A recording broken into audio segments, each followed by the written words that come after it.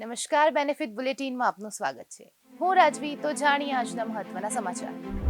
ગુજરાત ભાજપ પ્રદેશ પ્રમુખની ચૂંટણી આજે. ઉમેદવારી સવારે 11 થી 2 વાગ્યા સુધી. ભૂપેન્દ્ર યાદવ કરશે નામ જાહેર. સીએમ પાટીદાર હોવાથી ઓબીસી નેતાને કમાન મળવાની શક્યતા. 292 સભ્યો કરશે મતદાન. મધ્યપ્રદેશમાં ગમખ્વાર અકસ્માત સર્જાયો. ખંડવામાં પ્રતિમા વિસર્જન માટે જઈ રહેલી ટ્રેક્ટર ટ્રોલી તળાવમાં પલટી ગઈ. આ દુર્ઘટનામાં 9 માસૂમ બાળકીઓ સહિત કુલ 11 લોકોના કરુણ મોત થયા છે. પોલીસ અને સ્થાનિક તંત્ર ઘટના સ્થળે રાહત અને બચાવ કામગીરીમાં જોડાયા છે.